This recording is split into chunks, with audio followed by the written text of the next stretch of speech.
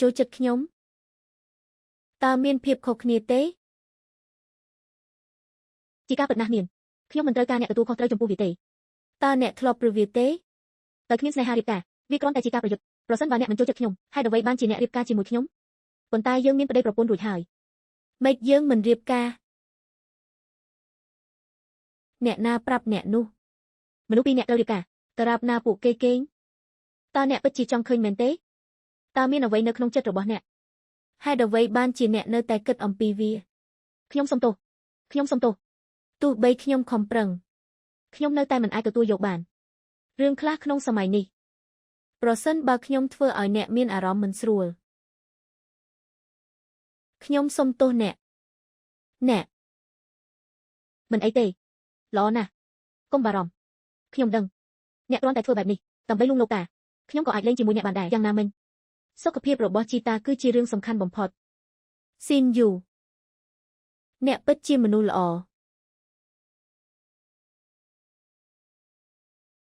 តើអ្នកទៅណាការិយាល័យកិច្ចការស៊ីវិលរៀបការតើអ្នកមិនបាននិយាយទេខ្ញុំមិនចាំបាច់ទទួលខុសត្រូវទេមិនមានអ្វីដែលថោកដូចនោះទេអ្នកមិនអាចរៀបការបានទេជាមួយខ្ញុំតោះទៅដូច្នេះនេះគឺជានិស្ស័យនៃសម័យនេះមែនហើយដើម្បីជួយសង្គ្រោះអ្នកមានរឿងមួយចំនួនដែលមិនរាប់បញ្ចូលតាំងពីយើងទទួលបានសម្បត្តិអាពាហ៍ពិពាហ៍យើងគួរតែចូលបន្ទប់កូនក្រមុំជាផ្លូវការតើអ្នកមិនមានគំនិតទេខ្ញុំមិនដឹងទេ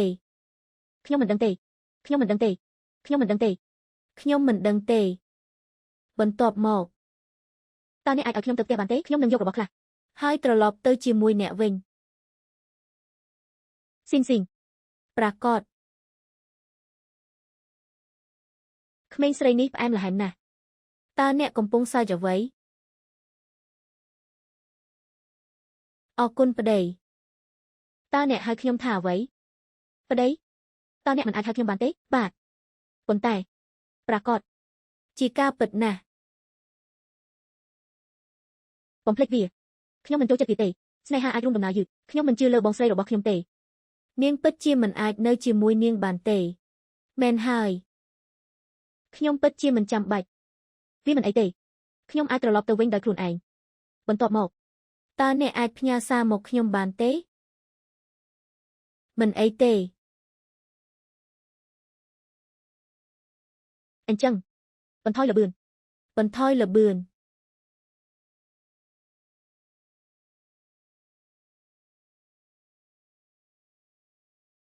ជាឆិនតើអ្នកចង់មានន័យអ្វីជួយស្ត្រីដើម្បីបដិសេធបុរសម្នាក់វាមានន័យថាស្ត្រីនេះមិនចូលចិត្តបុរសទេមានរឿងអីក្តីតើនារីណាហ៊ានបដិសេធអ្នកទេខ្ញុំបានសុំមិត្តម្នាក់ប៉ុន្តែខ្ញុំមិនដឹងទេតើអ្នកមានមិត្តបែបណាចេញកាយតើអ្នកទំនេរទេសុំទោសប្តីខ្ញុំមានអ្វីដែលត្រូវធ្វើខ្ញុំកំពុងព្យួររកស្ត្រីច្រើនណាស់ពួកគេមិនចង់ឲ្យខ្ញុំដេញតាមពួកគេទេហេតុអ្វីបានជានាងមិនចូលចិត្តខ្ញុំ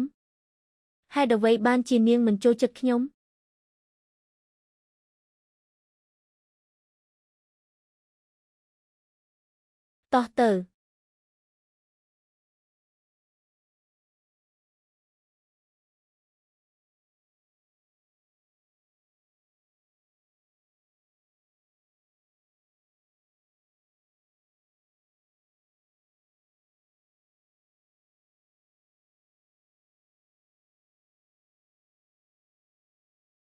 តើនោះជាអ្នកណាវាមិនងាយស្រួលទេសម្រាប់ស្ត្រីដើម្បីធ្វើវាប្រសិនបើនាងមិនធ្វើវានាងនឹងមិនអាចយកវាបានទេអ្នកក៏មិនអាចដោះស្រាយជាមួយមនុស្សស្រីបានដែរអ្នកត្រូវតែទទួលភារកិច្ចជាមួយខ្ញុំអ្នកមិនអាចល្ងងពេកទេអ្នកខ្សោយណាស់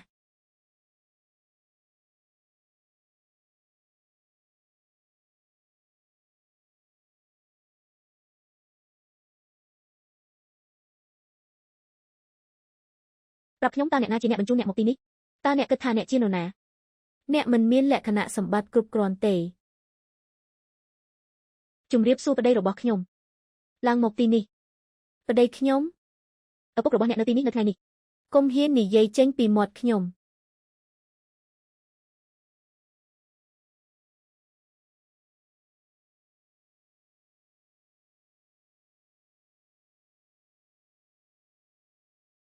អ្នកល្ងងតើអ្នកកំពុងធ្វើអ្វី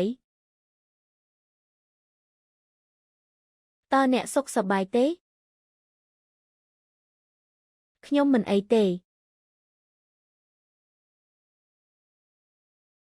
ប្រាប់ខ្ញុំតើនរណាបានផ្ដល់ឲ្យអ្នកនៅភាពក្លាហានទាំងនេះអ្នកគឺជាការប៉ះខ្លាំងណាស់អ្នកមានការប៉ះខ្លាំងណាស់អ្នកល្ងងហេតុអ្វីបានជាអ្នកមិនប្រាប់ខ្ញុំនាងជាស្ត្រីមេឃុំ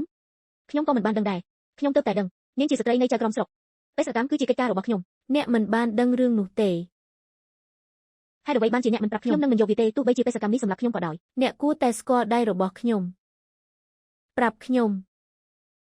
តើអ្នកណាជាអ្នកបញ្ជូនអ្នកមកទីនេះអ្នកមិនចង់ប្រាប់ខ្ញុំទេមកផ្ទះរបស់យូមានបរិសុទ្ធ2នាក់និងមានពេលល្អខ្ញុំបាននិយាយថាខ្ញុំបាននិយាយតែងដាសងបានបញ្ជូនពួកយើងមកទីនេះដើម្បីសម្លាប់ឆេនយ៉ូតើអ្នកអាចបែកធ្លាយព័ត៌មានរបស់ចៅវាយបានដោយរបៀបណាខ្ញុំនឹងត្រូវប្រហារជីវិតខ្ញុំមិនអាចរក្សាជីវិតរបស់ខ្ញុំបានទេហេតុអ្វីបានជាអ្នកខ្វល់ខ្ញុំបានប្រាប់អ្នកតើអ្នកអាចអត់ទោសឲ្យខ្ញុំបានទេបន្ទាប់មកអ្នកត្រូវសួរប្រសិនបើមានអ្វីខុសជាមួយនាយកដ្ឋានប៉ាហេតុអ្វីបានជាមិនមានព័ត៌មានបេសកកម្មបានបរាជ័យមែនទេកុំភ័យខ្លាចអ្នកទាំងពីរនេះគឺជាចៅវាយនាយដែលខ្ញុំបានជួបពីប៉ុស្តិ៍ពិសេសទោះឆេនយ៉ូល្អក៏ដោយនាងគ្រាន់តែជាអ្នកកុហកតើនាងអាចយកឈ្នះអ្នកបាញ់អាជីព2នាក់ដោយរបៀបណាទេប៉ាអ្នកពិតជាមនុស្សស្រីអាក្រក់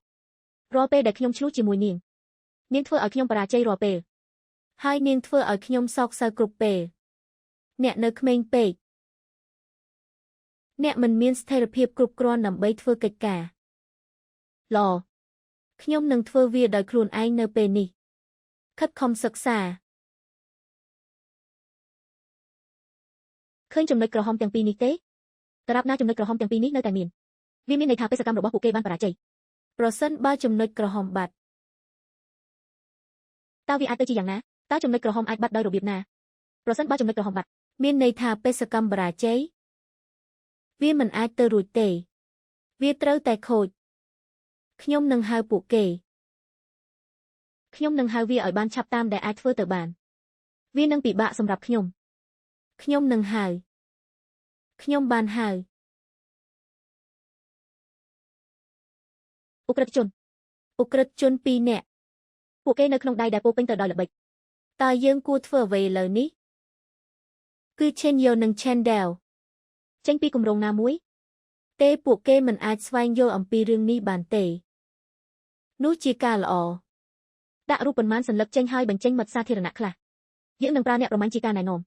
ដើម្បីចាប់ Fidel របស់ក្រុមហ៊ុននៅក្នុងដៃរបស់គាត់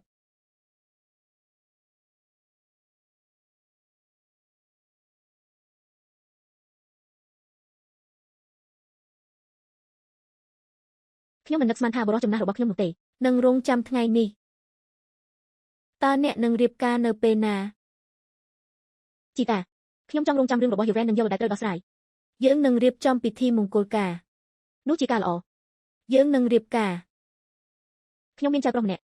វាដល់ពេលដែលត្រូវនិយាយអំពីថ្ងៃមិនចាំបាច់ទេបន្ទាប់មកមិនចាំបាច់ទេនោះជាការល្អអ្នកទាំងពីរអាចនិយាយអំពីវាដោយខ្លួនឯងបរិសុទ្ធចំណាស់របស់ខ្ញុំនឹងសម្រាកបន្តិចជីតាតោះទៅជីតាខ្ញុំសុំទោសរឿងនេះប្រញាប់ពេកខ្ញុំមានការរៀបចំដ៏សាមញ្ញមួយសម្រាប់ឆេលឆេនកុំខឹងនៅពេលដែលយើងរៀបការខ្ញុំនឹងផ្ដល់ឲ្យអ្នកនៅការរៀបចំដ៏ស្រស់ស្អាតអ្នកមានការគិតតើវិធីនេះតើអ្នកឃ្លានទេខ្ញុំបានបញ្ជាទិញអាហារពេលល្ងាចខ្ញុំត្រូវមកពេលក្រោយហេតុអ្វីបានជាអ្នកមិនញ៉ាំស៊ុបមុនខ្ញុំមិនចូលចិត្តស៊ុបទេខ្ញុំគ្រាន់តែចង់ញ៉ាំខ្ញុំមិនចូលចិត្តស៊ុបទេឆ្ងាញ់ណាស់ប្រសិនបើអ្នកចូលចិត្តវាខ្ញុំនឹងទិញវាសម្រាប់អ្នកមានច្រើនទៀត